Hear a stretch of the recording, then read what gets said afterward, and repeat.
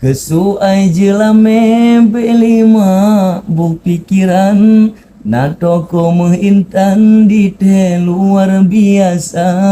Ba kede kungguku ne balap jule dijang cit hana lawan barangana banding sa. Assalamualaikum warahmatullahi taala wabarakatuh. Belum tua Ramaro sini mana ceh.